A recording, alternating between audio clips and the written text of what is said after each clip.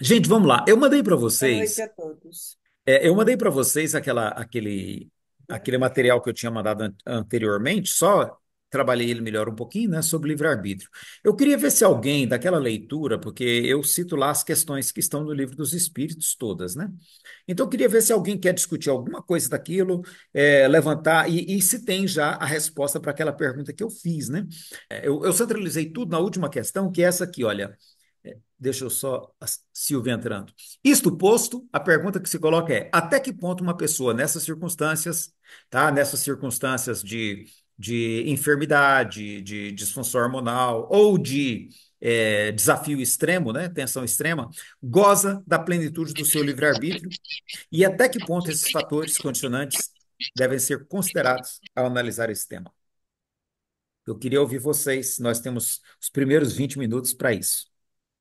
Olha, é, ah, eu não sei, não tenho assim grandes leituras nesse lado, mas tem aquele psicanalista, psicólogo, não psicanalista, eu não sei, nessa área, tá?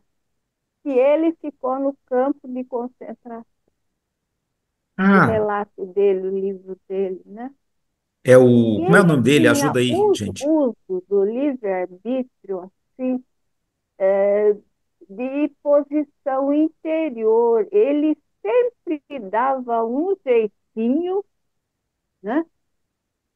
E, e penso eu, é lindo aquelas questões sempre há o livre-arbítrio, não para resolver a situação, seja como atitude interior. Estou fazendo isso que eu não tenho para sair. Mas, conforme o senhor comenta também, ali na pesquisa do professor não foi contemplado um universo geral de pessoas que se predispuseram. Eu daria no pé, né? Se eu soubesse a pesquisa sobre o que é, não sei. Eu ia fugir, sabe? Não, obrigado. Então, mesmo como atitude interior, existe um livre-arbítrio. É isso que eu queria falar. É o Viktor Frankl, né? É o Viktor Frankl em busca de É, sentido. é, é. É, a Bebete trouxe aqui para gente, bem lembrado, Bebete. E assim, deixa eu só entender sua fala, Nimari.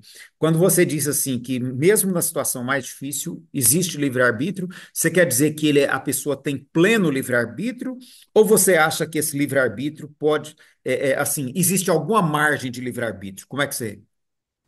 Bom, eu entendo o livre-arbítrio, tá? Como atitude interior. Agora, eu separo da quando há impossibilidade de resolver a questão aflitiva, mas não porque eu não queira. Uhum. Ok. É nesse sentido. Aí eu não sei se eu estou entendendo mal o livre-arbítrio. Uhum. Não entendi agora. Eu fiquei só nessa dúvida mesmo. Ok. A Lúcia levantou a mão. Lúcia, com a palavra. Oi, tudo bem, pessoal? Boa noite. Boa noite, Lúcia. Então, eu entendi a pergunta que você colocou, é que se a pessoa, se tiver muito doente, de repente ela não consegue fazer uso do seu livre-arbítrio. É isso a pergunta ou não? Vamos caminhar. Eu vou deixar essa. Então, aí, assim, eu É. estou colocando desse jeito Uhum, até por conta desse episódio agora do rapaz que se implodiu, né, lá uhum, no. Então, assim, eu fiquei muito impressionada com a história dele. Ele tinha casas noturnas que tocava rock, ele era super avançado, né, assim, dentro de uma cidade do interior, né, uma cidade muito interior de Santa Catarina. E esse cara, que era gente boa, gente, sabe, é, todo ligado ao espírito rock and roll, não sei o quê, esse cara vai se modificando, ele vai se ele vai se transformando, né, no que ele se transformou. Uma coisa assim que ninguém mais conseguia. A própria mulher separou, falou que não aguentava, que ele então ele surtou quando o Bolsonaro perdeu. Então, assim, essa questão, como que essa pessoa parece que ela foi, quer dizer, esse é um projeto, né? Um projeto que a gente vai entender, porque isso não é só esse cara, não é um caso isolado, né? Existem várias pessoas com esse perfil, né? Com esse perfil de gente boa e tal, e que se transformou num monstro, E né? qual é que é a Capaz de. correlação que você faz com o livre-arbítrio? Me ajuda a entender que eu estou tentando Então, o que pegar. eu tô querendo dizer é que é como se ele tivesse rompido essa barreira. Ele não conseguiu mais. Ele não tem livre, ele perdeu o livre-arbítrio, entendeu? É como essas pessoas. Eu lembro da Hannah Arendt, né, quando ela fez aquele livro, né, sobre o julgamento lá. Quando ela estava participando do julgamento, ela teve aquele insight falando assim: essas pessoas, elas perderam a capacidade de raciocinar. Perderam a capacidade de raciocinar. E quando você perde a capacidade, você fica longe de ser um ser humano. Você age como bicho. Ok, E é o que esse cara. Então, assim, quando a gente perde, você não tem mais o livre. O livre-arbítrio é uma coisa do ser humano, né? O tá, bicho, o ok. bicho tem Uhum, livre-arbítrio? O cachorro, o gato, o urso tem livre-arbítrio? Não, ok. né? O único ser, né, que tem livre-arbítrio é o ser humano. Se você perde o que é humano, né, que é ser racional, que é ter capacidade de ter razão, você não tem mais, né, o livre-arbítrio. Então, eu estou falando que esse é uma coisa que a Entendi. gente, Tá, eu vou passar para a entendeu? Animari também e para a Lavínia, porque para a gente girar, porque senão o tempo voa e a gente perde a noção, tá? Animari, depois a Lavínia, por favor. Eu não sei se eu poderia falar dentro desse contexto que estamos conversando, na célebre obsessão. Para mim, o senhor lá que se implodiu, ele estava totalmente dominado por o trem, certo? Não é possível, tá? Se ele era de um jeito e ficou de outro, sabe? Então é isso que eu queria colocar, tá?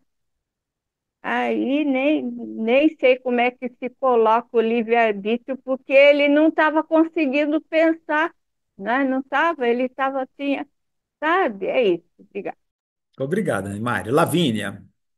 É quando você fez a pergunta, né, se questões hormonais ou alguma outra poderia influenciar no livre-arbítrio, eu acabo pensando um pouco juridicamente, né, tanto que a gente tem, por exemplo, uma atenuante, né, para o crime de infanticídio, quando é a própria mãe no estado puerperal, né, logo após o nascimento do bebê, que ela ainda está, né, sob efeito do hormonal, né, do trabalho de parto.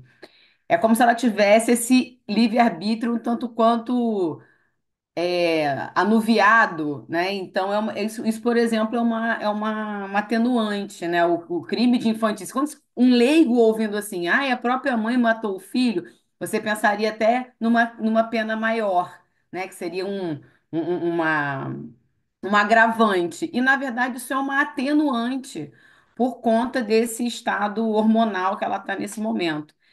E, mas a gente falando em termos, mas não deixa de ter livre-arbítrio, né? Isso que eu estou dizendo. É uma atenuante porque tem um componente outro atuando, mas ela não perde nesse momento a capacidade de discernir entre o certo e o errado. Então, assim, não é uma excludente de ilicitude, né? É uma atenuante. Ela E aí não eu perde totalmente, né? ela tem uma. Que é impossível, eu acho que seria impossível a gente imaginar uma situação onde o nosso livre-arbítrio estivesse cem por cem cento por cento puro. bloqueado. Entendeu? Assim, 100% puro. Porque você vai dizer Ah, assim, tá. É por 100% exemplo, puro? Ou 100% bloqueado, né? Os dois Isso, extremos. porque, por exemplo, você pode dizer assim, uma mulher que opta pelo aborto, vamos supor, né? É, ela está influenciada por um homem que não quer apoiar e que está forçando ela a fazer esse aborto, ou ela passa por um estado de necessidade tal que também influencia no aborto. Então, as circunstâncias sociais, de certa forma, também influenciam no nosso livre-arbítrio.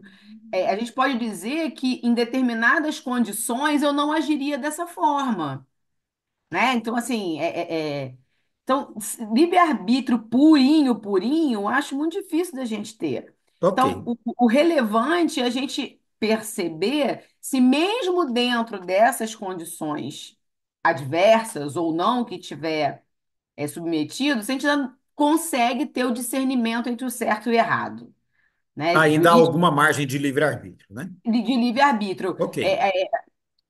Aí você vai dizer, quem opta por uma eutanásia numa dor extrema, não tem como você tirar a dor da pessoa para ela tomar uma decisão ou não. Então, é nesse sentido, assim. Ok. Nadir, depois Alfonso, depois Arlene. A gente, em seguida, vai tentar fechar, tá bom? Nadir, com a palavra. Então, o livre-arbítrio de uma pessoa por exemplo, ela deu a Lavínia aí, eu concordo plenamente com tudo que ela falou, mas assim, o livre-arbítrio da pessoa que quer uma eutanásia está condicionado ao sofrimento dela, né? Ela em livre, então ela não é livre, ainda tem o sofrimento, então é um condicionante. E livre-arbítrio puro mesmo, não, é muito difícil a pessoa ter um livre-arbítrio, tudo está condicionado, né? Então, pelo que eu andei estudando por aqui, até a nossa genética compromete o nosso livre-arbítrio. A meio social, né? Por exemplo, a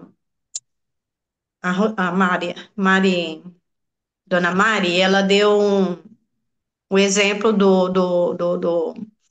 não sei quem deu o exemplo do cara que se implodiu, que chegou ao extremo, né? Aham. Ele não usou da liberdade dele de pensar, o seu livre-arbítrio, porque ele estava condicionado. Então, a partir do momento que ele pa- perde o raciocínio, ele condiciona, tem um agravante, né? Que é o idealismo, né?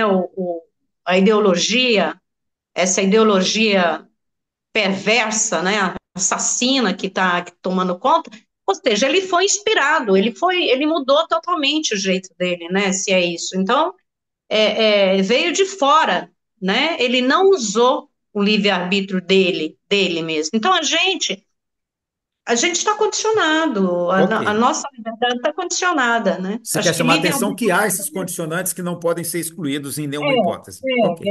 tanto orgânico Uhum. quanto mídia, né? A ideia do outro. é, Geralmente aqui no Brasil, ultimamente, a gente está vendo as pessoas perderem o livre-arbítrio, né? Liberdade de raciocínio, não tem mais assim. Ok. Então, acho que é isso. Ok. Tá. Deixa eu passar para o Alfonso e para a Arlene para a gente tentar fechar dentro do tempo previsto. Alfonso, por favor, com a palavra. Em parte concordo com tudo que foi dito, né? Primeiro, eu acho que todos tiveram livre-arbítrio. Agora, todo o nosso raciocínio se baseia no conhecimento que cada um tem. Se ele foi influenciado por Marx ou por Bolsonaro, é uma escolha dele. Ele teve o livre-arbítrio de escutar aquilo e aceitar aquilo como verdade e, e seguir aquilo. Né? Ele chegou ao extremo? Chegou ao extremo. No 40 bilhões de brasileiros votaram em Bolsonaro e nenhum deles saiu dando tiro, se explodindo na Praça dos Três Poderes. Né? Esse foi o primeiro caso. Então, então são situações. Todo nosso livre-arbítrio depende do raciocínio que você vai fazer em cima de uma situação. E todo raciocínio depende do condicionamento que você que teve na sua formação social, formação é, pessoal dentro da casa, né, dos pais, tudo mais. Então, a formação do indivíduo vai formar o seu raciocínio. Se ele se abre para estudar mais coisas, para aprender mais coisas, ele vai poder trabalhar melhor esse raciocínio. Agora, concordo com o que a Lavínia falou. Numa situação extrema, você pode não ter tempo de raciocinar, pode não ter tempo de pensar. Então, a ação pode ser instintiva ou tocada por uma emoção muito forte, né? Inclusive é um atenuante também na justiça brasileira, né? A forte emoção. Então, são coisas que estão à nossa volta, mas isso não impede de dizer que não teve livre-arbítrio ou que está sendo guiado por fulano ou por ciclano. Não, eu estou me deixando guiar por fulano ou por ciclano. Eu estou permitindo que essa voz fale por mim. Então, é o livre-arbítrio de cada um. Ok. Arlene, você está separando então assim. Você entende que existe um livre-arbítrio em certas situações. Agora, você também considera que naquelas situações extremas pode ser que a pessoa nem tenha condições de fazer esse exercício. É isso Eu, mesmo, eu, né? eu considero que sempre existe o livre-arbítrio, Pois é, a mas existe mesma mulher no puerpério. mesmo a mulher numa situação dessa. A minha cunhada quase matou o filho. E o menino já tinha uns 8 meses de idade, quer dizer, não foi logo depois do parto, foi bem Entendi. depois. Ela entrou no processo depressivo, mas ela teve o, o livre-arbítrio de escolher fazer aquilo ou não. E ela Ok. escolheu não. Tá. Tá? Então, o livre-arbítrio sempre tem. Agora, que existem fatores de condicionamento, como existe para o animal, né? Você condiciona o animal, você condiciona o ser humano também. E a sociedade condiciona a gente. No dia a dia, desde a da educação primária até a, a pré-morte, a gente está sempre sendo condicionado por algum fator externo da sociedade. Não, Ok. não tem jeito de isso não influenciar nosso raciocínio. Arlene com a palavra. Eu vou pela linha de todos, mas de uma forma um pouquinho diferente.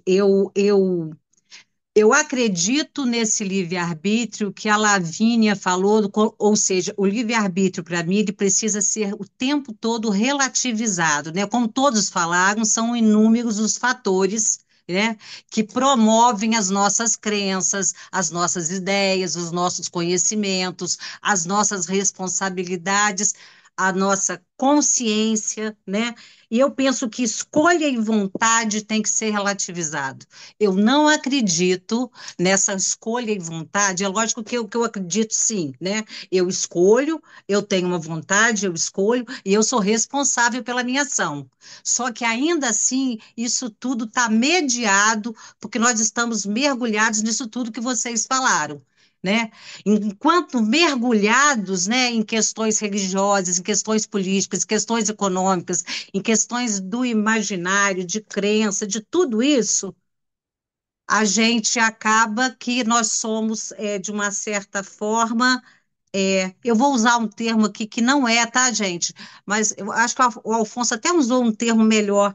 Nós somos até certo ponto manipulados, mas não é manipulados Ele que eu falou quero dizer, não. condicionados, condicionados. Ele falou condicionados, É. né? Ou seja, o que eu acho, na realidade, condiz com o que um grupo de pessoas acham. Como eu vejo a vida, como eu vejo as coisas, né? Condiz com isso tudo. Mas eu acho que é um pouco do que vocês todos já falaram. Eu acho que eu não estou destoando, não. Só a questão da vontade para mim, da escolha, eu acho que a coisa não rola assim. Ó, ou seja, deixa eu ver se a gente então. A Bebete postou um comentário aqui que eu acho importante a gente trazer para discussão. A pessoa com transtorno de consciência, como delírio e alucinação, tem suas escolhas distorcidas. Por isso que eu cito a questão hormonal, porque eu não sei se eu já contei para vocês, mas a minha sétima esposa foi num incidente assim, né? Foi quando o médico ginecologista convenceu minha esposa de fazer reposição hormonal. Aí a minha sexta esposa morreu e a sétima nasceu, que é a Iracilda Messias, dias como ela está hoje, porque antes ela estava vivendo um processo de transtorno hormonal tão intenso que eu brinco com ela, eu falo, meu bem, eu não te reconheço uma antes e outra depois, né? Então, eu acho isso muito interessante, porque essa questão dos distúrbios fisiológicos, hoje não resta dúvida que eles influenciam de uma maneira muito intensa, né? Então, ao ponto de a justiça reconhecer como atenuantes crimes cometidos sob essas circunstâncias, né? Então, eu acho que isso é muito interessante para a gente perceber que livre-arbítrio, usando suas palavras, né, Arlene, é relativo. Jamais podemos deixar de levar em conta que há circunstâncias que são condicionantes para esse livre-arbítrio e que é dentro disso que, portanto, né, não é aquele livre-arbítrio pleno que se acreditava no século XIX, aquele livre-arbítrio onde nada prende o indivíduo à liberdade de consciência total, né? Isso não existe, isso não existe. A Nadir, inclusive, ela me mandou hoje o link de um vídeo do Daniel Gontijo, eu até comentei com ela, é uma análise materialista e ateia, né? Mas que é interessante a gente ver o vídeo dele, porque ele vai discutir essas questões, né, sob o ponto de vista materialista e ateu. E é claro, e aí se a gente soma o espiritual nisso, a gente enriquece a discussão. Eu acho que é muito importante que a gente não feche essa discussão, nem naquela ideia romantizada de livre-arbítrio total, onde a pessoa é dono da sua consciência plenamente e faz escolhas racionais o tempo todo, que, né, a gente sabe que esse ideal não existe, e também, como o Alfonso lembrou muito bem, e também não achar que a pessoa é simplesmente manipulada pelas situações e que não tem liberdade nenhuma de decisão, né? Então, sempre a Animari fez um comentário que eu quero puxar ele aqui, sempre há, lá no fundo, alguma coisa ainda de liberdade que a pessoa pode usar até para sair de um estado depressivo profundo, até para buscar uma ajuda médica, até para buscar uma ajuda psicológica, até para buscar um amigo e falar, eu não sei o que que eu faço, eu estou morrendo de vontade de matar fulano aqui, né? Quer dizer, então a pessoa ainda tem uma margem pequena, mas sempre tem. Eu acho que é nesse sentido também que é bom a gente não ignorar, né, o fato de que sempre, como o Alfonso disse, e a Ana Mari também ponderou, sempre tem uma margenzinha, por menor que seja, né, que é essa que a gente precisa torcer para que todo mundo dê conta de usar, né? A Bebete comentou aqui também, até a depressão, dependendo do grau, pode ter alteração de consciência. E a Iracilda colocou, a fonte extrema nos deixa condições de escolha, né? Então, são essas situações que eu acho que a gente precisa levar em conta, como a própria justiça já faz, né? E lembrar lá que no livro dos Espíritos perguntaram para Kardec se a pessoa que comete suicídio do louco, né? E o espírito responde: o louco que se mata não sabe o que faz, né? Eu acho que é muito importante. Lúcia, se for sobre esse assunto, eu te dou 30 segundos, porque nós temos que mudar de assunto agora, tá? Mas, Então, é sobre esse assunto. Então, eu continuo achando que a questão, eu vou até colocar do fascismo mesmo, né? Quando a Hannah Arendt fez a banalidade do mal, ela coloca isso, há um projeto, né? Um projeto para desracionalizar o humano. Ele fica tão vulnerável que ele já não é mais, ele não está agindo como ser humano. Então, nesse momento, eu acho que ele não tem o livre-arbítrio. Essa população, que é extremamente a população, foi tão tomada, e o projeto não foi ontem, não foi com a eleição do Bolsonaro, foi muito antes disso. Muito antes disso, foi se criando essa, esse terreno para poder fazer com que essas pessoas. Porque você vê, aquele rapaz que foi lá, ele foi de guarda-chuva, ele não tinha a mínima noção do que ele estava fazendo. Entendeu? Ele tinha certeza absoluta que ele ia conseguir explodir tudo e tal. Ele postava na rede social, você entende o tipo de. Ele estava completamente fora. É uma ok, pessoa completamente fora. Então, eu estou é, dizendo que a gente tem que pensar que tem certas pessoas e elas não. Ela não ficou lá, ela não nasceu assim, ela sempre foi assim, ela era uma pessoa diferente. Então, existe um projeto ok. de Uhum. desqualificar esse. Então, e a gente De tem, manipulação de consciência, de exatamente, alienação, né? É. a gente tem que pensar nisso, Ok. né? Eu vou ter que objetivar um pouquinho, tá? Porque senão a gente não sai dessa discussão hoje, ela é muito forte, né? Então, gente, eu acho que tudo isso aí são elementos para a gente refletir sobre o livre-arbítrio de uma maneira mais crítica e a gente não se fechar em nenhum extremo, porque o assunto não cabe pensamento fechado, né? Eu acho que eu peço até desculpa para vocês por a gente discutir apenas meia hora um tema tão sério, né? Porque é um tema muito forte e é muito presente na teoria espírita, né? Mas se a gente pelo menos souber fazer essas relativizações, eu acho que a gente já tem uma possibilidade de caminhar com mais segurança dentro de um tema desse, ok? Bom, é, o próximo capítulo é Lei de Justiça, de Amor e de Caridade. É um dos capítulos mais bonitos do Livro dos Espíritos. Eu acho esse capítulo belíssimo, lindo, lindo, lindo, né? Seria bom demais se a gente pudesse ler ponto a ponto e explorando pedaço a pedaço, mas nós não vamos ter esse tempo, né? Nós vamos ter que trabalhar muito mais em linhas gerais. Então, nós vamos começar a trabalhar o conceito de justiça, tá? Nós vamos começar a trabalhar o conceito de justiça, que é o conceito com o qual Kardec abre esse capítulo. Nós vamos ler a questão 876. Eu vou pedir que alguém leia para nós, vou compartilhar aqui, tá? E vamos ler juntos a questão 876 e aí, em seguida, a gente vai conversar a partir do que ela traz para nós, tá? Então, quem lê para nós, gente, a questão 876? Quem se oferece? Eu leio, o Elias, Por eu favor, leio essa, Arlene. tá bom? Está aí, disponível. Depois, se alguém quiser continuar lendo, pode continuar. Tá ok. 876, não é isso? Isto. Fora do direito consagrado pela lei humana, qual é a base da justiça fundamentada na lei natural? O Cristo vos disse: querei para os outros o que quereríeis para vós mesmos. Deus colocou no coração do homem a regra de toda a verdadeira justiça pelo desejo de cada um ver respeitados os seus direitos. Na incerteza do que deva fazer com relação ao seu semelhante, em dada circunstância, que o homem se pergunte como quereria que procedessem para com ele, em igual circunstância. Em igual circunstância, Deus não podia dar-lhe um guia mais seguro do que a sua própria consciência. E aí nós vamos ler, eu acho que é bom a gente ler também o comentário, tá? Porque esse comentário é muito oportuno. E aí a gente explora um pouquinho. Vai lá, pode ler o comentário também.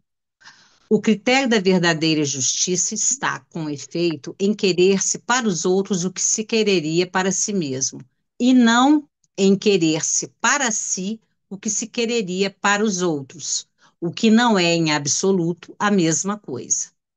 Como não é natural que se queira o mal para si, tomando seu desejo pessoal como modelo ou ponto de partida, é certo que só se quererá o bem para o próximo. Em todos os tempos e em todas as crenças, o homem procurou fazer prevalecer o seu direito pessoal. A sublimidade da religião cristã foi a de tomar o direito pessoal como base do direito do próximo. A Eracilda está comentando aqui para mim, eu estou perguntando para ela se ela quer comentar. Comenta aí para todo mundo, meu bem. Vai lá, você não disse nada ainda. Não, é porque eu adoro essa frase. Essa frase, eu acho ela assim maravilhosa, né? O direito de todos, tornar o direito de todos, né? O direito que deveria, né, presidir as nossas leis. Então, eu acho isso assim magnífico, porque a gente vê tanta coisa acontecendo e infelizmente as pessoas não têm nem noção, né, de direitos. Nós vivemos num país em que as pessoas, às vezes, têm que correr atrás dos direitos e não sabem nem por onde começa. Então, quem trabalha nessa área da assistência social sofre muito de ver como as pessoas que mais necessitam, às vezes, ficam tão à mercê das políticas que existem, mas que às vezes nem são divulgadas. Então, gosto muito desse capítulo por isso, sabe? Eu acho que ele nos instiga a olhar para as nossas leis e para a forma como tudo é organizado e querer sempre o melhor para todos. Alfonso com a palavra. Eu só quero corrigir que tem um erro nessa última frase, que a sublimidade da religião cristã foi de tomar o direito pessoal como base o direito do próximo, não do direito do próximo, certo? O direito do próximo que é base para o seu direito, não o seu direito é base do direito do próximo, que aí foi traduzida, tradução errada, tá? Eu peguei o texto em francês e aí e o Herculano Pires também ele usa direito pessoal por base do direito do próximo. Quer dizer, então, o direito próximo que é a base do seu direito. E aí, do jeito que está o seu direito, o direito pessoal como base do outro.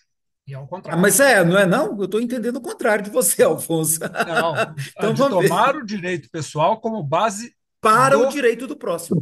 Oi? Não, Tomar o não, direito seu. não, não. É tomar o Eu direito do também, eu próximo também como entendi seu assim. direito. Pois é.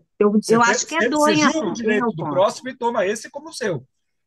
Não é Isso. pega o seu Pois é, direito e peraí. fala que é o do próximo. Tá? Peraí. Eu estou entendendo aqui, ó. Quando ele fala assim, olha, lá no início ele vai falar, né, de que o como é que Então, é que ele, é, ele contradiz Tá. nessa frase o que ele falou no início. Descrença na do homem sempre incerteza. vão fazer prevalecer o seu direito pessoal. A sublimidade, já foi a de tomar o direito pessoal como base. Para o direito do próximo. Ou seja, Para o atribuir direito do aos próximo, sim, outros. mas não do direito do próximo. O direito do próximo que é a base do pensamento. O verdadeiro é o direito próximo. Você primeiro pensa no direito do próximo para depois te pensar no seu. É Do o jeito que está contrário, aqui, eu acho. É o do contrário, jeito que está aqui, Alfonso. está dizendo o seguinte: Contrário, você vai tomar o Afonso. seu, tomar Tanto que o ele, direito tanto que ele pessoal. fala que a base é que ninguém vai querer mal a si próprio. Eu Então, acho que do Isso é o direito está direito do próximo. certo. Você querer para o outro o mesmo que você quer para É você. Contrário. para você. É doce, o Alfonso, não? A Eu Eu sublimidade da acho. religião cristã foi a de tomar o direito O direito pessoal, o meu pessoal direito, como como base base para do direito do definir o que que é próximo, do direito do próximo. outro. como É, base, o direito do outro, não não, do não. direito do Como outro. base do direito que eu vou atribuir a todas as pessoas. Eu atribuo a todas as pessoas o direito que eu acho que é meu, né? Eu entendi assim. Não, o raciocínio seu está certo. Mas como ele colocou ali, tomar o direito pessoal como base Base do direito. Então, é, primeiro eu tomo o meu direito pessoal, para daí dizer que o outro tem o direito igual ao meu.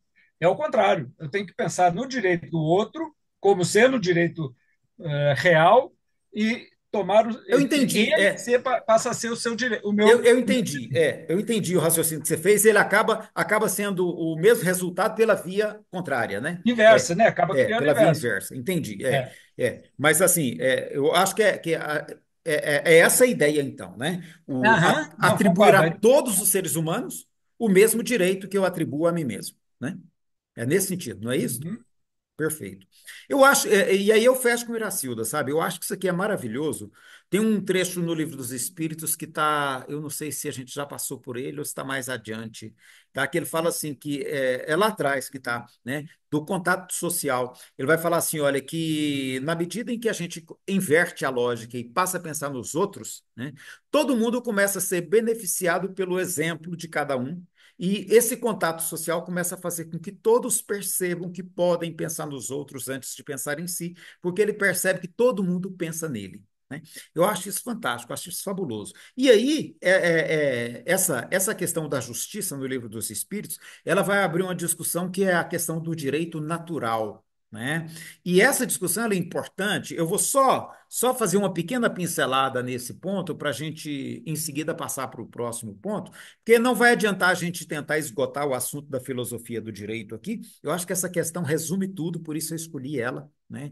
Eu acho que essa questão traduz o pensamento espírita de uma maneira muito boa, traduz a ideia central da doutrina espírita, né? Do entendimento espírita. E aí, a discussão filosófica que a gente também não pode deixar de fazer ao estudar esse capítulo num grupo aberto, né, é que Kardec toma como base a ideia de justiça natural, como se a justiça fosse uma coisa que existe na natureza. Ele vai dizer que a lei de Deus está escrita na consciência do ser humano, né? Ou seja, a lei divina é a expressão da lei natural, né? Aliás, a lei natural é a expressão da lei divina e ela está na consciência de todas as pessoas. Todo mundo sabe o que é certo e errado na sua própria consciência, não precisaria ninguém dizer, né? A filosofia do direito vai trazer um componente diferente e essas discussões elas já existiam na época de Kardec. Tá? Mas Kardec faz essa opção pelo justnaturalismo, em detrimento da corrente que dizia que a lei, na verdade, é um contrato entre partes.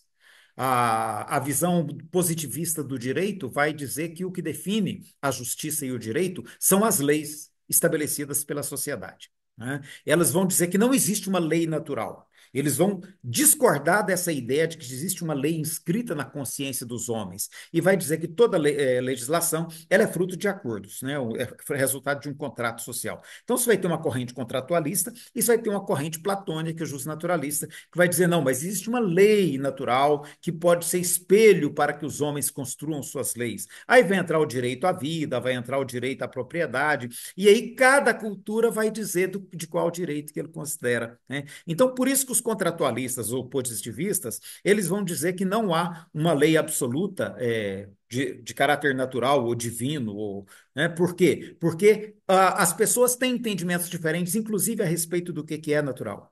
Tá? Então, por exemplo, o direito à vida. O direito à vida vai dar margem a muitas discussões. E a gente vai ver algumas delas quando entra a questão do suicídio, quando entra a questão da eutanásia, quando entra a questão do aborto, né? A gente vai ver que aí surgem discussões polêmicas sem fim, que dependendo de como a pessoa acredita, ela não vai concordar com a outra que acredita diferente dela. Por quê? Porque aí os pressupostos são diferentes, né?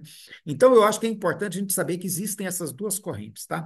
A corrente que é mais platônica, que imagina que existe uma lei divina, que ela é observável na natureza e que todos os seres humanos podem procurar moldar seus sistemas legais a essa lei natural, e a outra corrente que vai dizer que não, olha, nada disso existe, não faz sentido, tudo é fruto do entendimento humano, a sociedade é que define, né? Eu acho que é bom a gente saber que há essas duas correntes e que, de alguma maneira, as duas têm elementos para nos oferecer para reflexão. Passo para a Animari antes de a gente mudar de tópico, tá bom? Animari com a palavra.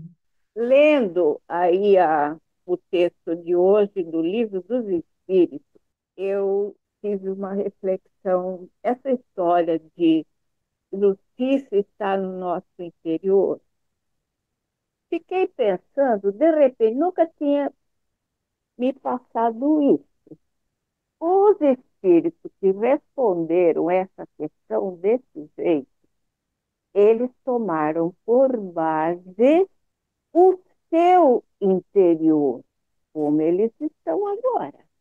Mas eles não lembram como eles eram antes. Eu vou dar um exemplo pessoal terrível, terrível.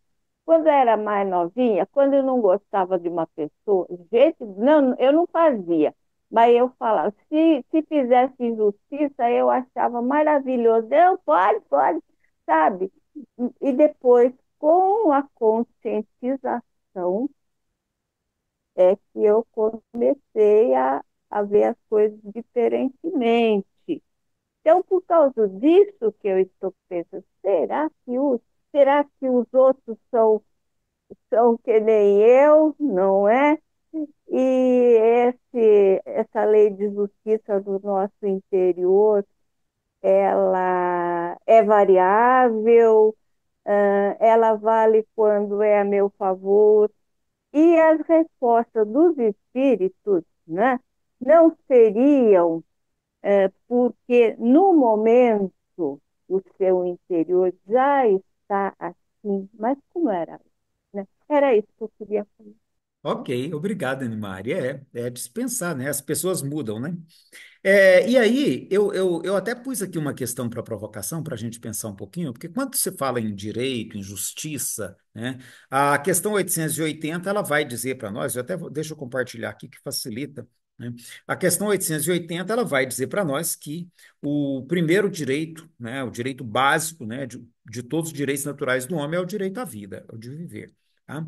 Aí lá na frente, aí ele vai lá na frente, ele vai trabalhar a questão do direito de propriedade. E aí, aqui, logo em seguida, né, ele vai trabalhar a questão do direito de propriedade. E ele vai dizer aqui, ele vai dizer que o ser humano tem o direito de defender o que acumulou através do trabalho, tá? Na questão 882. Ele vai dizer, o homem tem o direito de defender o que acumulou através do trabalho. Tá? E aí, eu tenho uma provocação, então, para vocês, porque o que a gente vê hoje na sociedade é o direito de propriedade sendo colocado acima do direito à vida. Acima do direito à vida. E aí eu pergunto a vocês, como conceber, à luz do entendimento espírita, o fato, né, a morte pela polícia de pessoas em dívida com a lei? Ou então, por exemplo, eu vou citar um exemplo, bem simples. Aqui em Goiás, pelo que as pessoas comentavam lá na região da Fraternidade Espírita, Vila Mutirão, a polícia tinha uma lista de pessoas que já tinham passagem pela polícia por furto, por violência, por conduta violenta, né? E a polícia já tinha ordem, segundo o boato que corria, de eliminar essas pessoas, tá? Na primeira oportunidade que essas pessoas dessem, que elas fossem eliminadas. E aí a pergunta que eu faço é como conceber à luz do entendimento espírita esse tipo de política, tá? Política de Estado.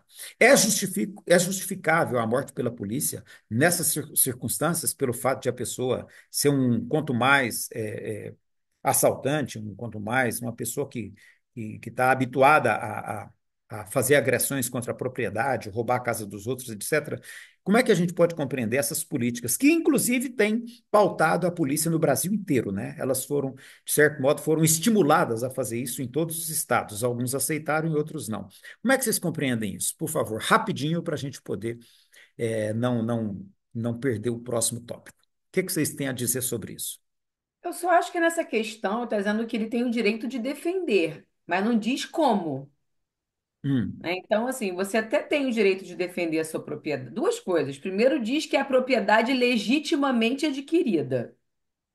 Que a gente já tem que pensar, né, o que que é a aquisição legítima da propriedade. A exploração é uma aquisição legítima da propriedade. Então, já é algo a gente relativizar nessa questão. Privilégio é uma propriedade legitimamente adquirida? Herança é uma propriedade legitimamente adquirida, então já é uma questão a se pensar. E segundo, você tem direito de defender, mas defender como? Não é matando a pessoa que está querendo pegar a sua propriedade. Né? A convivência humana tem que descobrir outras formas de defesa legítima da propriedade, né? Ok. Bebete, fala ao vivo e a cores aqui isso que você está dizendo. Bebete, com a palavra?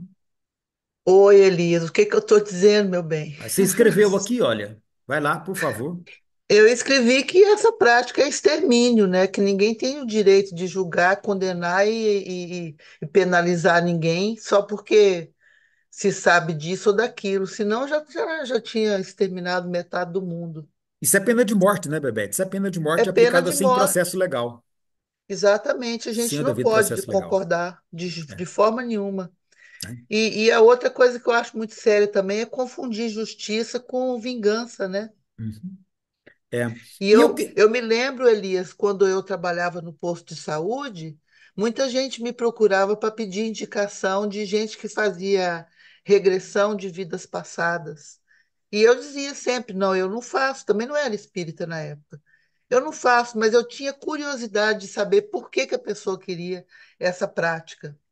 E não Uhum. raro era por vingança, para Pois é. descobrir e vingar. Pois é. A gente precisa estar atento a essas questões e eu quero chamar a atenção, pegando a fala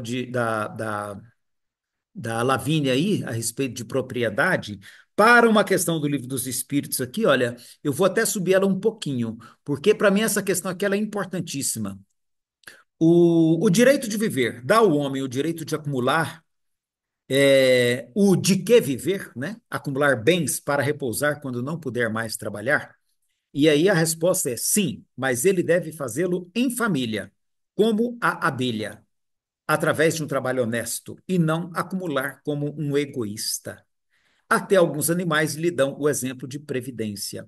essa questão de acumular em família como abelha é um negócio muito sério nessa resposta e como aquela velha questão, né? Eu acho que é algo que a gente precisa pensar qual a extensão da propriedade sobre esse aspecto. O Nadir tinha pedido a palavra, passo para Nadir. Eu ia comentar outro tópico, né? Eu lembrar que quando você é assassinado, né? Voltando ao outro ponto, né? Você é assassinado, quem mata, ele pega a cadeia menor, né? Ou seja, se o bandido, o ladrão, resolve incendiar ou roubar uma propriedade, o tempo de cadeia dele é maior do que se ele tirar a vida de uma pessoa, né? Começando aí o erro. Então, a vida o direito à vida, o inferior, a vida é inferior sempre ao material, né? E aí, assim, uma reflexão, né? Se eles saem matando quem rouba, que essa pessoa ela poderia ter uma oportunidade de se regenerar, né? E levar uma vida, né? É lógico que, por exemplo, ele vai preso, uma criança aí que é presa e vai para um reformatório, ela lá se forma bandido, né? Porque não tem nenhuma condição de socialização de nenhum preso no Brasil. E aí eles vão construindo, construindo, mas o que eu acho sempre a educação mesmo falta, né? Ao meio dessa pessoa repensar a vida dela, eu acho que sempre tem a oportunidade de o jovem ele ele refazer a sua vida, né? Mudar de rumo, depende da oportunidade que ele vai ter. E aí, se é para matar, então, é aqueles que acumula, que rouba, né, o nosso dinheiro público. Por que que eles não vão matar eles também, né? O direito, ou seja, é só o pobre mesmo favelado que perde a vida porque está roubando alguma coisa pública ou de outra pessoa, né? Deveria ser para todo mundo, né? Porque É, gente, político pois é. Uhum. acumula, acumula, acumula, né? Direito à propriedade acumula. Na minha visão, não vai levar, né? Depois de morto. Ok. Porque não vai sair carregando. Exatamente. Eu queria lembrar aqui, eu até tentei localizar, mas eu não consegui. Eu até agora me passou pela cabeça de tentar achar no YouTube, mas eu não vou achar rápido assim. Uma sequência de slides que eu conheci há muito tempo atrás, que eles falam de uma cultura, uma sociedade africana, que lá eles não punem as pessoas que cometem crimes. Eles não punem, não existe essa ideia de punição. Tá? No modo que eles compreendem a questão do crime, eles entendem que é quando a pessoa perdeu a conexão com a própria natureza. Então, quando alguém comete um crime, ao invés de punir a pessoa, de fazer qualquer ação de castigo ou de vingança, eles reúnem a comunidade que é mais ligada àquela pessoa, a família ampliada daquela pessoa, trazem a pessoa para dentro dessa roda e cantam a música que marcou o nascimento dessa pessoa para que ela possa resgatar seu espírito, sua identidade e ter consciência da sua ação, de modo que ela consiga se reestruturar espiritualmente para não cometer aquele ato novamente. Mas entre eles não há punição, né? Não há nenhuma forma de vingança, não há castigo, não há nada disso. E eles entendem que o crime é fruto de uma desconexão da pessoa com a sua própria identidade. Eu acho isso muito bonito, eu acho isso muito bonito, e eu acho que é algo que a gente, que mereceria reflexão nossa, porque parte de uma outra perspectiva cultural que não a nossa. A nossa perspectiva cultural judaico-cristã, ela é baseada na vingança, ela é baseada, né, na pena de talião. Se alguém te roubou, você tem o direito de tomar dele a mesma medida, né? Então, assim, eu acho muito interessante que há outras perspectivas para lidar com a ideia do crime, do erro, né, da atitude repreensível na sociedade. A nossa maneira de ver, ela não é a única, né? Então, eu estava falando da pena de talião, que é a nossa origem é essa, né? E assim, tudo que a gente tem de, de evolução do direito é nessa perspectiva. Então, é um olhar crítico também que eu acho que a gente deve fazer, né?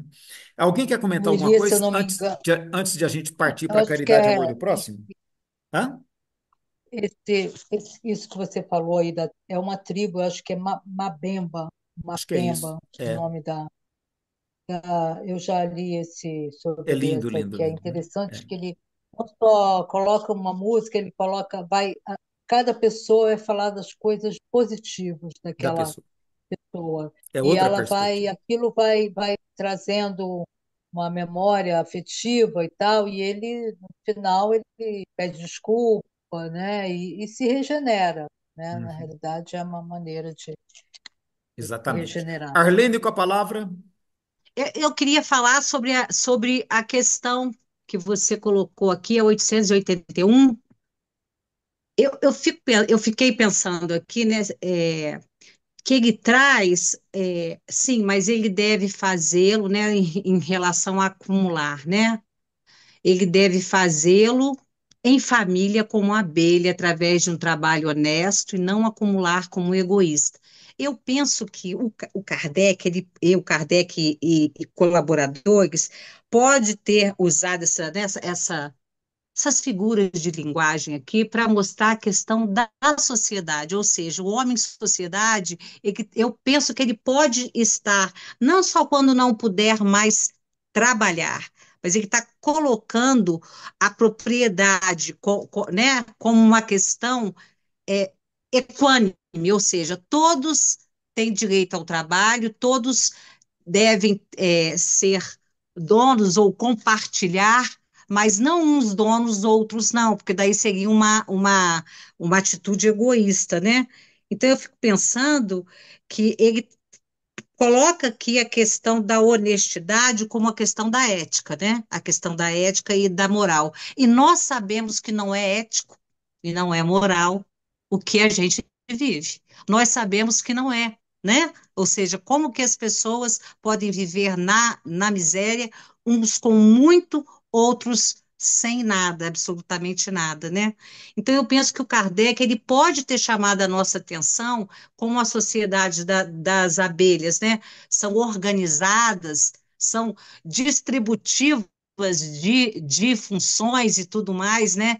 E de ganhos também, vamos colocar assim. Eu São acho que ele está coletivistas. colocando, sim, É. eu acho que ele tá chamando muita nossa atenção para o social sem falar nele, por algum É, motivo. eu gosto, não, eu gosto de lembrar, Arlene, é bom isso que você tocou, e eu gosto de lembrar, gente, que essa distinção, capitalismo, socialismo, comunismo, na época de Kardec, ela não era uma distinção muito bem colocada ainda. Tá?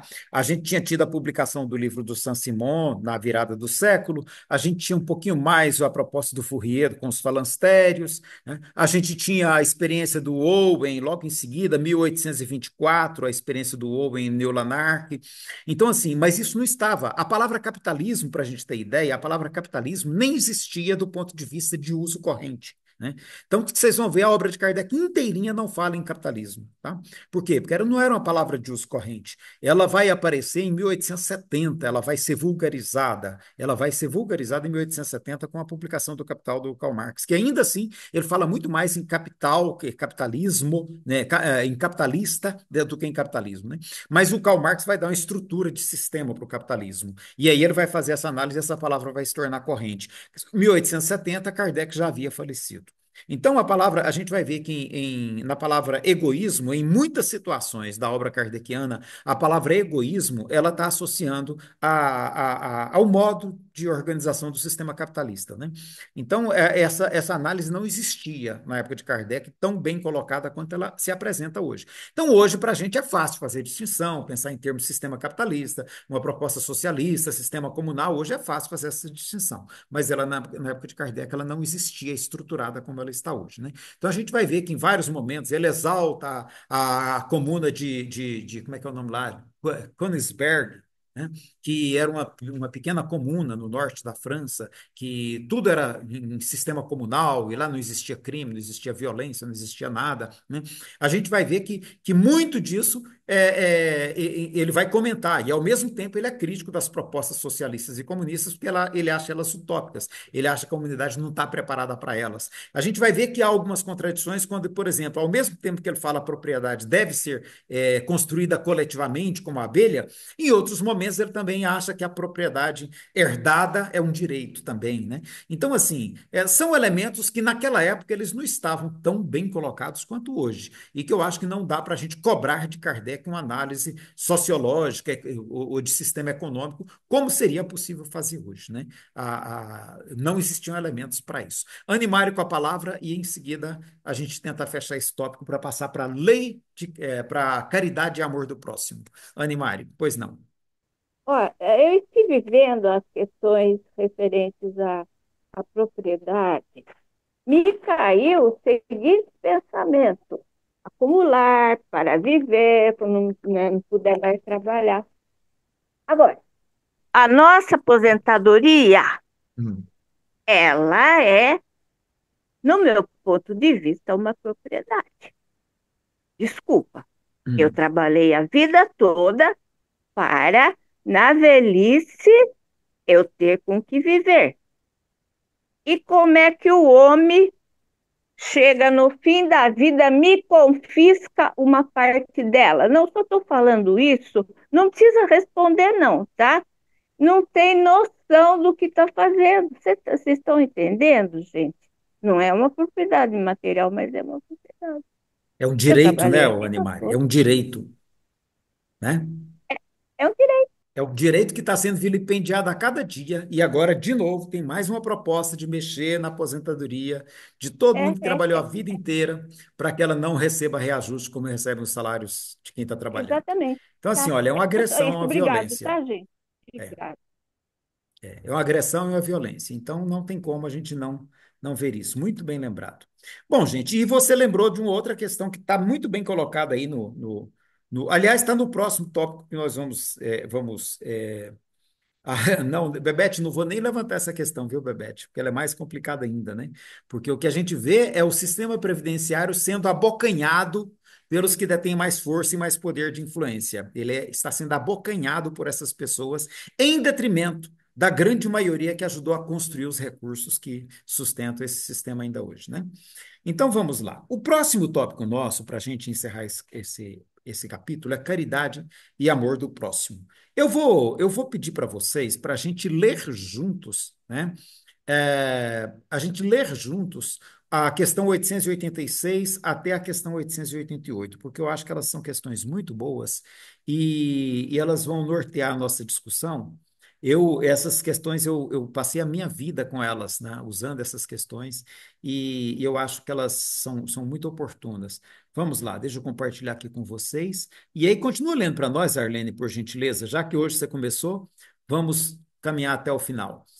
Qual o verdadeiro sentido da palavra caridade, assim como a entendia Jesus?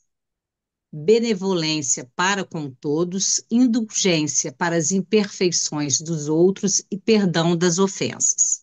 O amor e a caridade são um complemento da lei de justiça, pois amar o próximo é fazer-lhe todo o bem que nos seja possível e que desejaríamos que nos fizessem. Esse é o sentido das palavras de Jesus. Amai-vos uns aos outros como irmãos. A caridade, segundo Jesus, não se restringe à esmola. Ela abarca todas as relações que temos com os nossos semelhantes, sejam eles nossos inferiores, nossos iguais ou nossos superiores. Recomenda-nos a indulgência, porque nós mesmos necessitamos dela. Proíbe-nos de humilhar o desafortunado, contrariamente ao que comumente se pratica. Se uma pessoa rica se apresenta, temos para com ela mil atenções, mil deferências. Se ela for pobre, parece-nos que não necessitamos nos incomodar com ela. Quanto mais lamentável for a sua posição, ao contrário, mais devemos hesitar em aumentar sua desgraça pela humilhação. O homem verdadeiramente bom procura elevar o inferior aos seus próprios olhos, diminuindo a distância entre eles. Lembrando que inferior, Kardec está considerando a referência de condição econômico-social, né? Tá? Kardec faz uma mistura de inferior e superior, às vezes num parâmetro moral, em outros momentos ele usa um parâmetro social. Aqui ele está falando do parâmetro social exclusivamente, né? Então, acho que é importante a gente também perceber que a linguagem da época tem suas limitações.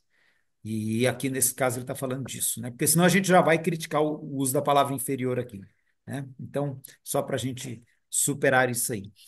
Alguém quer comentar essa questão, Aqui é gente? socioeconômico mesmo. É socioeconômico, tá? Eu quero chamar a atenção para um detalhe. Ele está falando, essa caridade dele, ele está falando como caridade, ação individual, solidariedade humana, ou ele está falando de políticas públicas? Como é que vocês veem isso aí?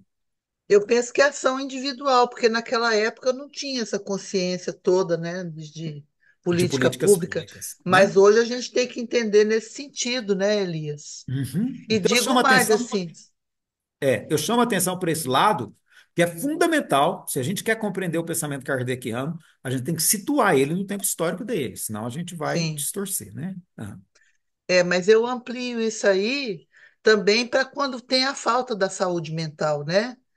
E não é querendo pagar pau para ninguém, cada um pensa como quiser, mas esse caso que está bem atual do rapaz que foi para Brasília fazer o que ele fez, tem meme de todo tipo, tem piada, tem tudo e quanto é coisa, tem crítica, mas ele é o quê? Ele é um pobre diabo, ele é um doente mental.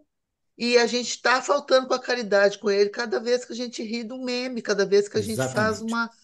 um reforço disso.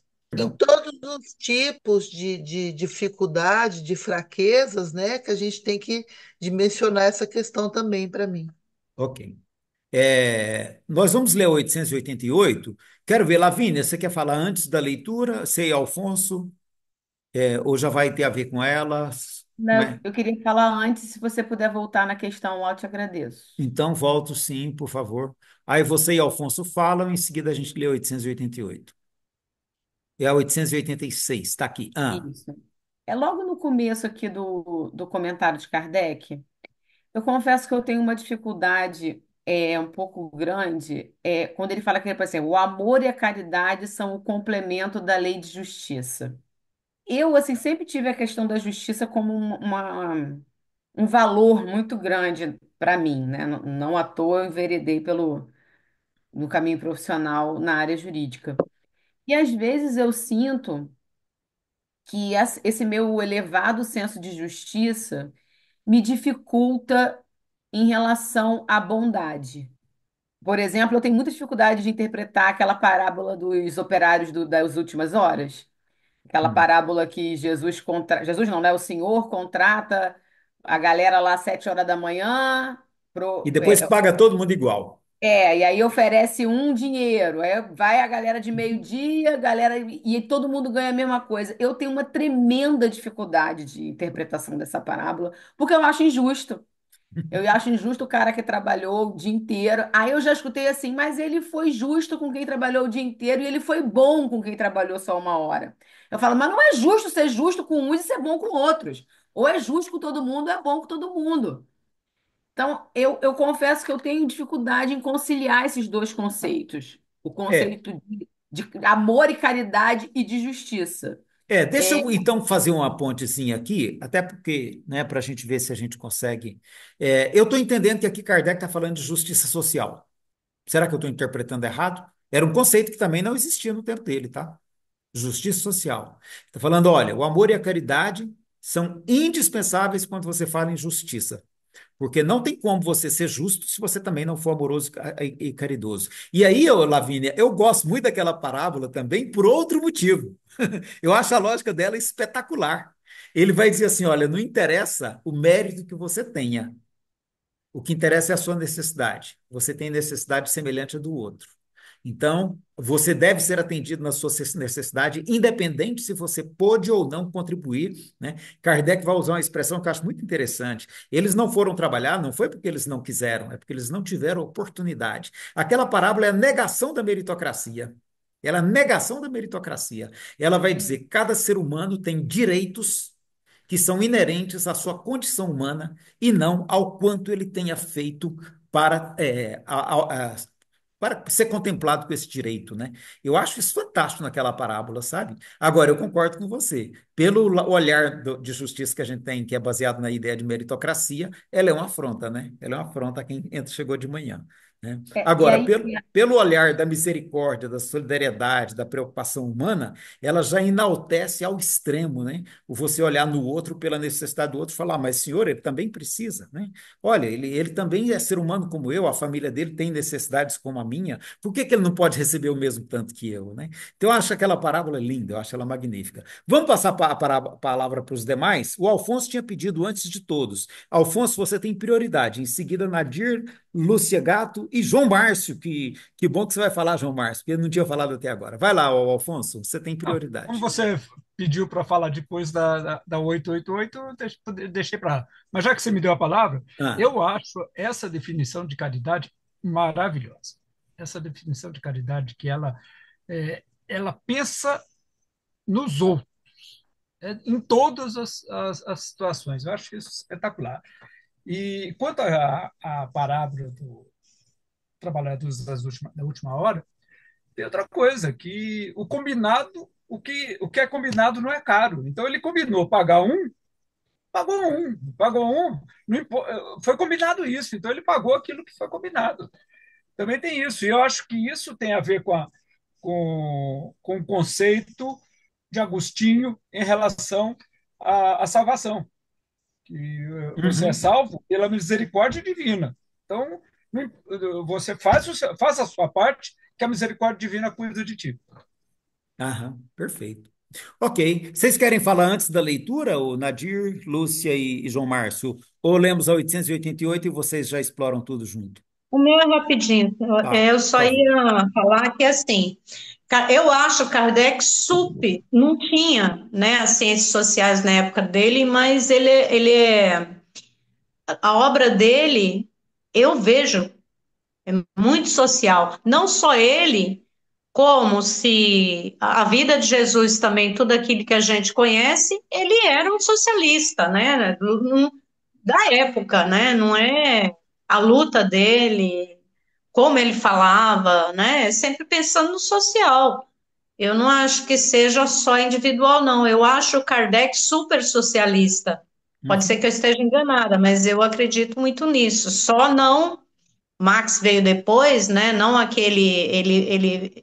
Ele não acreditava. Eu sou socialista, mas eu não gosto do extremo, nunca gostei do extremo. Então, assim, eu acredito nele, socialista, não só ele, mas Jesus Cristo também era. Ok. Lúcia, Elias, depois João Márcio. então, essa questão, o Alfonso até ele esclareceu, porque eu falei, combinado não é caro, exatamente. O que o senhor falou para cada um, o cara ficou reclamando, pô, ele e ganhou a mesma coisa, mas eu não combinei de pagar isso para você, então você tem que ficar aqui negociando comigo. Você aceitou, né? Então, aceitou isso, parabéns. Então, é na questão assim, se você aceita, né, vir aqui é, viver, né, com uma série de restrição, você aceitou isso, você veio com essa restrição. E uma coisa que eu sempre costumo falar sobre caridade, você pegar o conceito a palavra em inglês, né, charity, né, a caridade é nesse sentido, é cuidar com carinho. Caridade não é doar, é cuidar com carinho. Esse cuidar com carinho é um conceito que eu gosto muito de pensar a caridade nesse sentido. E aqui eu acho que se encaixa perfeitamente. O conceito de caridade tem que ser isso, de cuidar, né? Cuidar com o carinho do próximo, né? Cuidar, ter É, compaixão, entendeu? É benevolência para acolhimento. com todos, É, indulgência para com as imperfeições dos outros, perdão das ofensas. Esse resumo é maravilhoso, né? então é cuidar com carinho, Ok. entendeu? A caridade é nesse sentido, de você chegar e acolher o outro, né? Como a palavra misericórdia, né? É acolher, o prefixo quer dizer aflição, né? Então é acolher com o coração a aflição do outro, você olhar com o coração a aflição do outro, Ok, porque misericórdia vem disso, né? ok. Então, eu Posso acho passar que para o João Márcio? João Márcio com a palavra. Elias, pode ler a questão. Então, continua lá, Arlene, 888. O que se deve pensar da esmola? Reduzido a pedir esmola, o homem se degrada moral e fisicamente, embrutece-se. Uma sociedade baseada na lei de Deus e na justiça deve prover a vida do fraco, sem que haja humilhação para ele. Deve assegurar a existência daqueles que não podem trabalhar sem lhes deixar a vida por conta do acaso e da boa vontade. Não, Condenais a esmola? Não, isso. não é a esmola que é condenável, é a maneira pela qual frequentemente é dada. O homem de bem que compreende a caridade segundo Jesus vai ao encontro do desgraçado, sem esperar que este lhe estenda a mão. A verdadeira caridade é sempre boa e benévola.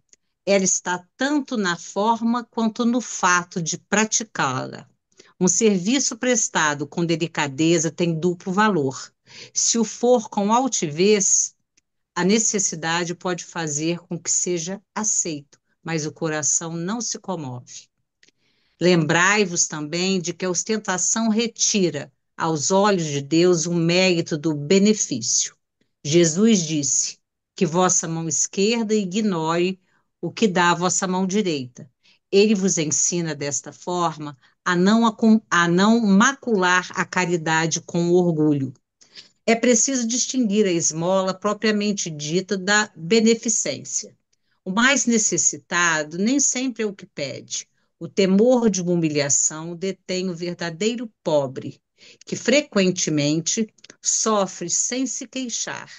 E é este que o homem verdadeiramente humano sabe ir procurar, sem ostentação.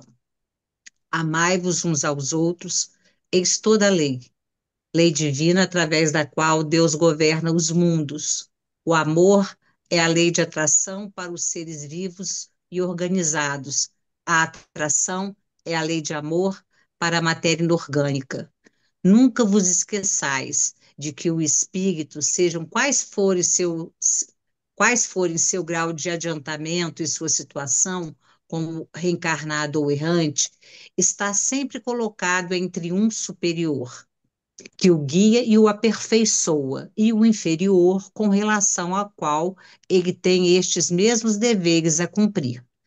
Sede, pois, caridosos, não apenas com esse tipo de caridade que vos leva a tirar da bolsa o óbolo que friamente dais àquele que vô-lo ousa pedir, mas ide ao encontro das misérias ocultas. Sede indulgentes para com os defeitos dos vossos semelhantes, em vez de desprezar a ignorância e o vício. Instruí-os e moralizai-os. Sede brandos e benevolentes para com tudo o que vos seja inferior. Sede para com os seres mais ínfimos da criação e terei a lei de Deus. Obedecido, São né? Vicente E de tereis Paulo. obedecido à lei de Deus. Tereis obedecido à lei de Deus. Só chamando a atenção que Então, agora ele já está usando superior e inferior com o sentido moral, né? Então agora o sentido de inferior e superior já é diferente. João Márcio, com a palavra. Boa Se eu noite, meu sou, povo. Essa questão aí dá um TED, né? Isso é dá um tema de TED. seminário. É. Imagine, coisa complexa.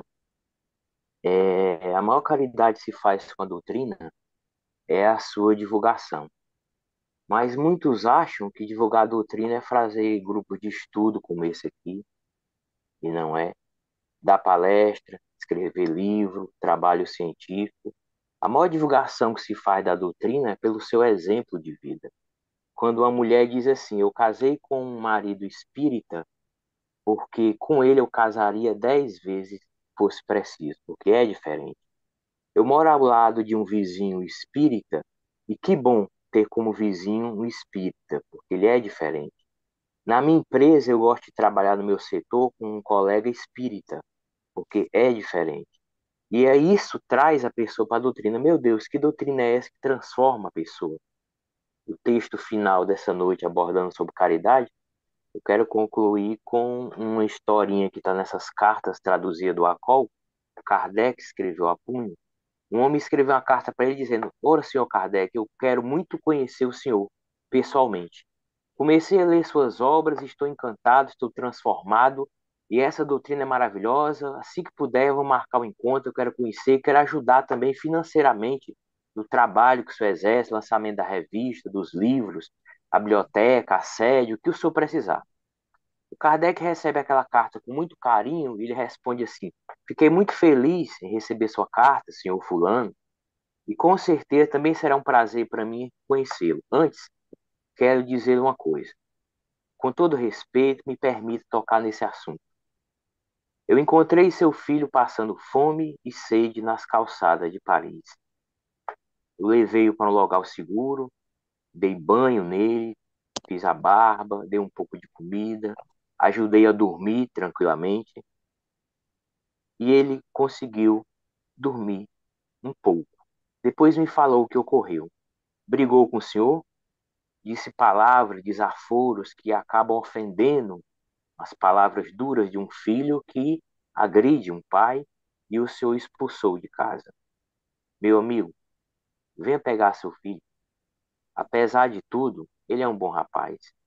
Na rua, se longe da sua disciplina, do seu lar, ele estava com essa desobediência, fora de casa, no meio da rua, ele corre mais risco de se desviar.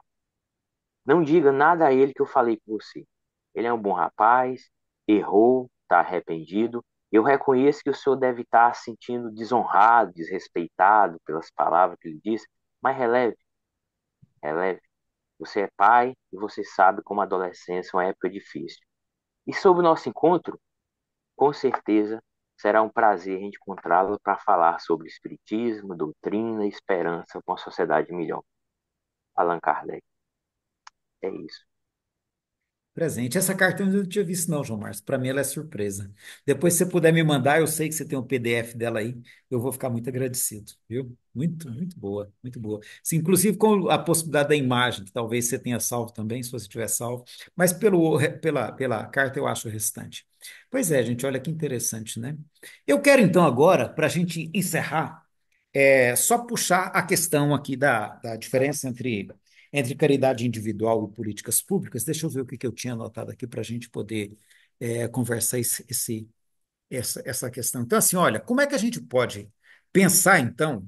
Eu acho que esse texto ele traz todos esses insights. Quando ele disse aqui, olha, reduzido a pedir esmola, o homem se degrada física e moralmente, embrutece-se. Ou seja, ninguém na nossa sociedade precisa pedir porque está em dificuldade. Tá? Uma sociedade baseada na lei de Deus, na justiça, deve prover a vida do fraco, sem que haja para ele humilhação. Bolsa Família, renda mensal, renda universal mínima, eu não sei qual vai ser o nome, mas a sociedade deve assegurar a existência daqueles que não podem trabalhar ou que estão desempregados porque o sistema não oferece vaga para todo mundo, sem lhes deixar a vida à mercê do acaso e da boa vontade de alguns. Eu acho que isso é fantástico. Isso aqui a gente não precisa nem discutir, porque o texto fala por si só, né? Não é a esmola, aqui eu não vou entrar no mérito da esmola, né? Porque vou pegar esse pedaço, olha, o homem de bem que compreende a caridade, segundo Jesus, vai ao encontro do necessitado. Ou seja, a sociedade que se pauta nos valores do evangelho, ela não espera que as pessoas manifestem sua necessidade. Então, acho que isso aqui, olha, não existia ainda o conceito de políticas públicas. Eu acho importante lembrar disso. Não existia o conceito de políticas públicas, mas Kardec está validando um texto aqui assinado por Vicente de Paulo, que trabalha exatamente nessa linha. Na questão anterior ele já diz isso. Lá atrás ele já levantou essa questão na questão do trabalho, na lei do trabalho, né? Que o homem tem o direito ao trabalho. Tá? Não é uma coisa por exemplo, numa sociedade regida pela lógica capitalista, você inevitavelmente terá uma porcentagem, quanto maior, melhor, de pessoas desempregadas, porque as pessoas desempregadas são o ponto de equilíbrio para a regulação do salário. Né? E Kardec vai dizer que não, que todo homem tem o direito ao trabalho. Eu acho isso fantástico, sabe? A gente precisa fazer essas leituras, né? E aqui eu quero puxar mais um ponto aqui, olha, é preciso distinguir a esmola propriamente da beneficência, tá? Então, o que ele está primando aqui é a beneficência, ou seja, é aquela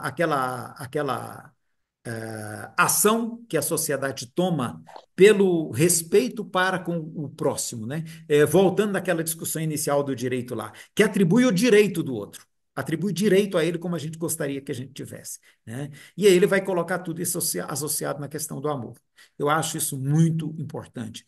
E aí ele vai dizer, olha, sede caridosos, não apenas com esse tipo de caridade que vos leva a tirar do bolso o óbolo que friamente dais àquele que vos ousa pedir, mas ir ao encontro das necessidades alheias e prover a solução para elas, né? Eu acho que isso é muito importante e eu penso que aqui Kardec está antecipando em décadas o conceito de políticas públicas, sabe? O conceito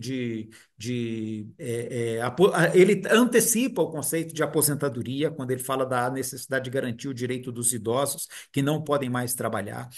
E não existia aposentadoria, gente, nessa época que Kardec está escrevendo, tá? A aposentadoria vai ser inventada em 1890 por Bismarck na Alemanha, tá? A Previdência Social. Não existia proteção para o doente, não existia nada disso.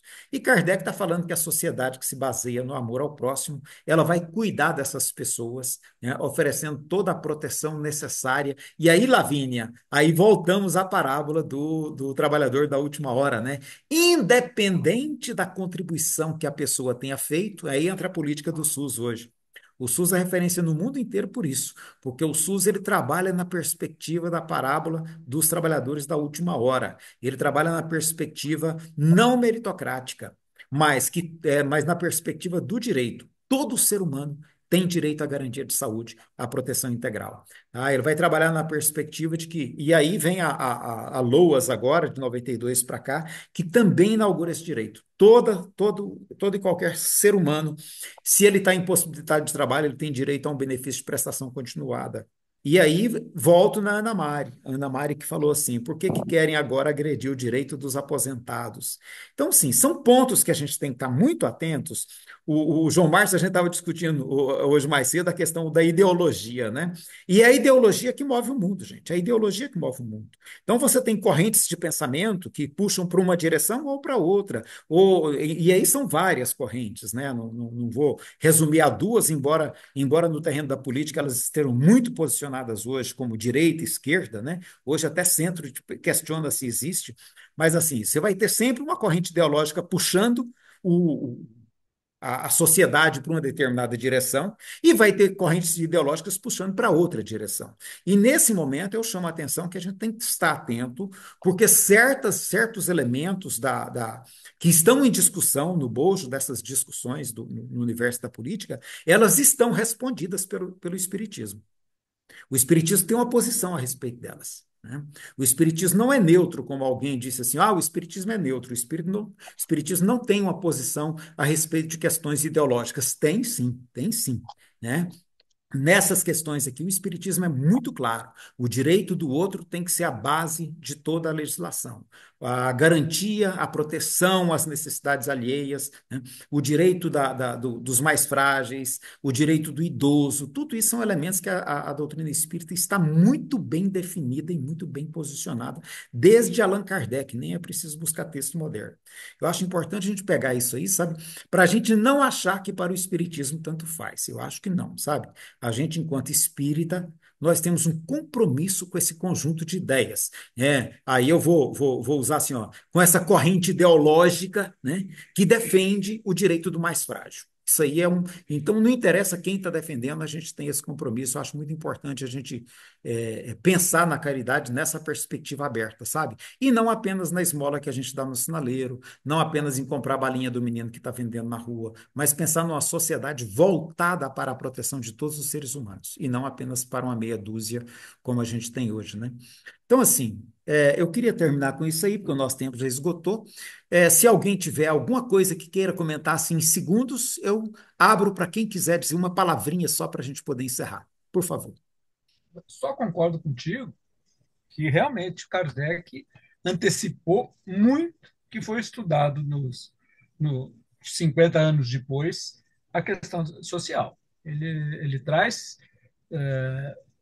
coisas que estavam na discussão intelectualizada da época, né? Mas que só foi consolidada nos 50 anos do começo do século passado. Então, acho que nesse ponto, o livro dos Espíritos, É ele visionário. realmente ele tem uma visão social muito avançada para a época, e eu diria que alguns pontos avançaram até para hoje. Até para hoje. Concordo com você. Mais alguma coisa? Podemos encerrar e já dizermos até sexta-feira? Não, eu só queria falar uma coisa, Muito Eli, bom. Por só, favor, só uma Iraciano. coisa, só duas palavras: cidadania e equidade social. Então, assim, são duas palavras importantíssimas, eu acho que a gente tem que refletir muito sobre elas. E tem muita confusão entre igualdade e equidade, né? O que a gente tem que buscar é a equidade, não a igualdade, porque igualdade vai ser todo mundo pobre, porque não tem dinheiro para colocar todo mundo em classe média. Não, até classe média daria, não dá para ser rico, né? E eu queria que fosse todo mundo Não, rico. e a propaganda hoje é pela riqueza, né? Exatamente. Ok, gente. Então, assim, olha, eu acho que tem aí material para a gente refletir, né? Vamos refletir, vamos pensar, e na próxima semana a gente vai pegar o conhecimento de si mesmo e avançar para a questão das penas iguais dos futuros, que é a quarta parte do Livro dos Espíritos, ok? Mais algum comentário? Paz, saúde e alegria de viver para todos. Tchau, Muito pessoal. bom, gente. Tchau, até Tchau, obrigada. segunda-feira. Bom fim. Equidade.